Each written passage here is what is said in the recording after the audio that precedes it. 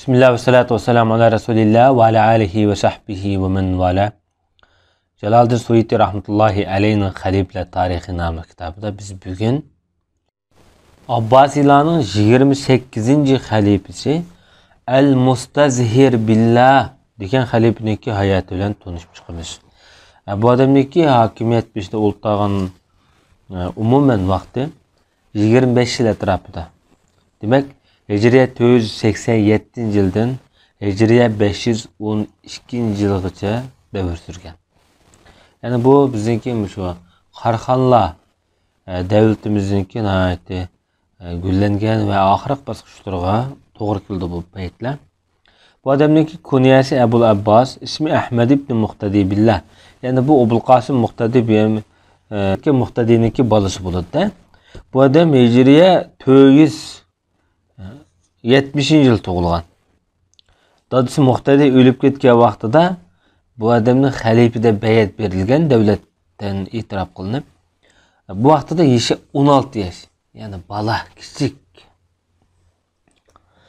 Bu davlatniki umuman har qanday bir davlatda ham shu bolalar, kichik bolalar podshoh bo'lgan ekan, bu davlat zavolliq qarab yuzlandi. Chunki bu o'zing nima ish qilishini bilmaydi. Bu vaqtda ordudagi saroydagi har qaysi baglarning, vazir, vuzralarning orasida o'zining ta'sirini namoyon qiladigan, o'zining kuchini oshiradigan ixtiloflar shakllanishga boshlaydi. Raqobat kuchaydi. Buni bilan davlat zavol topadi yoki gumron bo'ladi. Davlatniki gumron bo'lishniki muhim sabablari shu bolalarning podshoh bo'lishi. Bizda ham shunday bo'lgan. Bular yakan Saida davrlarida 7 yosh, 8 yosh, 10 yoshlik bolalar podshoh bo'lib, mana davlatning zavolliqini shular keltirib chiqargan. Ibn Asir rahmetullahi alayhi shunday deydi. Bu odamniki hayoti, kishilik, shaxsiyati mijoz haqida gap qilib, bu odam muomalasi yumshoq, sipoya, axloqi esil, yaxshi ishlarni oldiradigan, qiladigan deydi. İmzasına chiroyli, xatbak chiroyli deydi. Tangdish yo'q xattatlikda. Bu odamning bu xattatligi, bu jihatdagi alohiyligi bu odamning zo'r bir fazilatlik odam ekanligini bildirdi.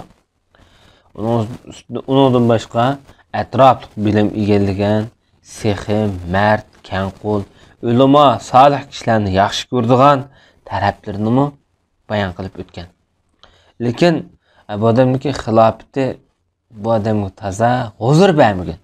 Sababi bu odamniki zamonida davlat ko'p davolg'ishlarga uchrab, urush nayt ko'p bo'lgan. Qon to'kish ko'payib ketgan. Bu odam xalifa bo'lgan 487-yilning o'zida Misr podshosi Ubaydillahning podshosi Mustansir o'lgan. Uning keyin o'g'li Musta'li Ahmad Ubaydillah sultoni bular. Bu o'zi xalifa bitir atavag'i shu paytlarda. Bu hokimiyat beshga chiqdi. 487-yilning o'zida Rim Bizantiyaliklar Balensiya o'lkasini tortib oldi. Bu Balensiya o'lkasi bugungi kunda İspaniyaniki eng muhim shaharlardan biri. Yani demek Andalusning vayron bo'lishniki dastlab qadimi shu Balensiyadan boshlangan deyishga bo'ladi. Hijriye 488-yili bo'lgan vaqtda Samarqand podshohi Ahmad Xon o'ldirildi. Chunki buningdan zandiqa kufri alomatlar ko'rilishga boshlagan. Amirlar buni qo'lga olib, faqihlarni ekilib, buni o'ldirishga bu faqihlar fatvo bergan.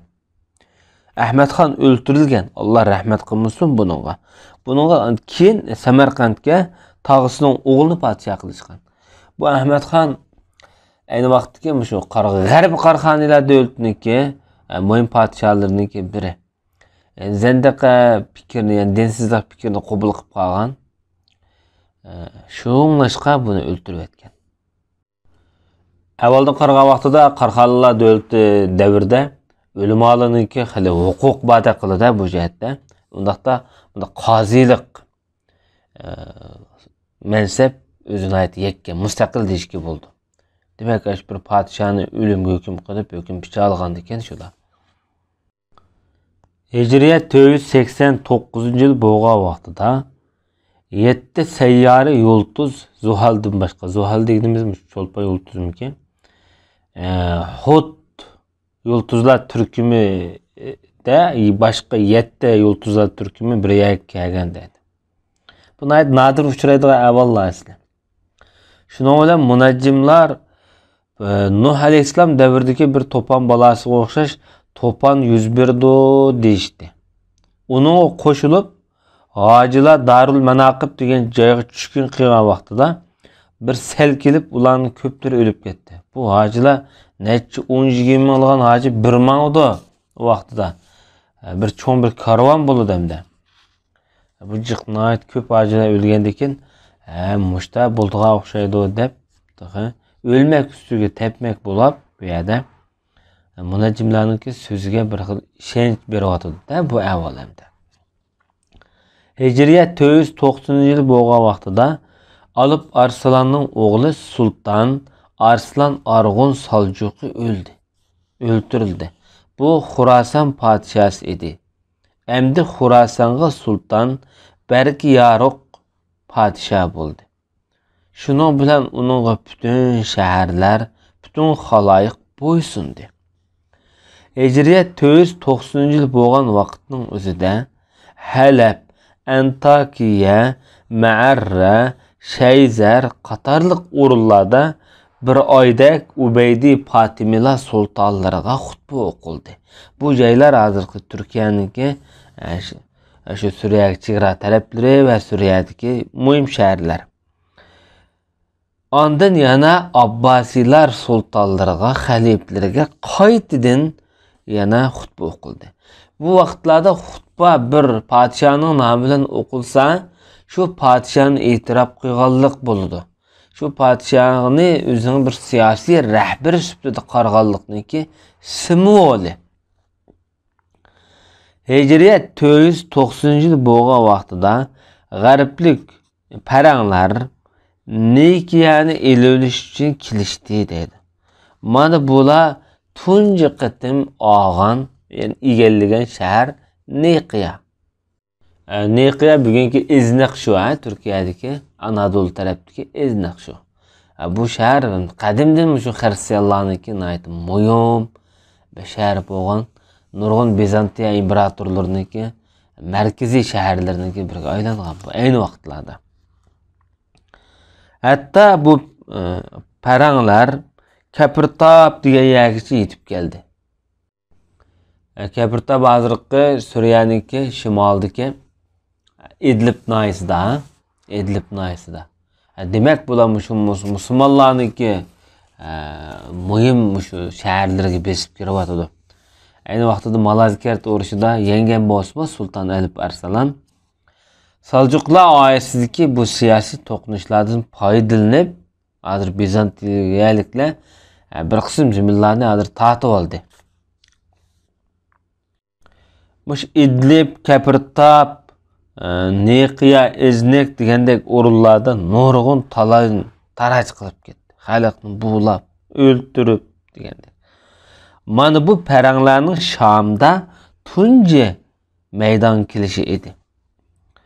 Ular Konstantin dengizida ajoyib zo'r qo'shin bilan kelgan. Konstantin dengizi hozirgi Qor dengizi shu. Podsholar, puhralar endishib ensirgan. Bu yerlik podsholar har qaysi noya viloyatlarniki podsholarni ko'rsatdi. Balay ofat musibat ig'irlashdi. Shu vaqtda mundaq so'zcho'chak taqilgan. Misr podshohi Saljuqlarning kuchini ko'rib, Saljuqlar hamda Shamni egallab oldi deb qarab, paranglarga xat yozgan degan gap bor. Shunglashqa Shamga paranglarni kelishga da'vat qilgan, paranglarga men sizlarni podsho qilaman degan edi dedi. Misr podshosi shu vaqtda. Bu vallohu a'lam. Hatta paranglar her tarafdan acayip zor gelişki başladı dedi. Mana bu Salahiddin Eyyubi'ninki zamanısından burunqi avvala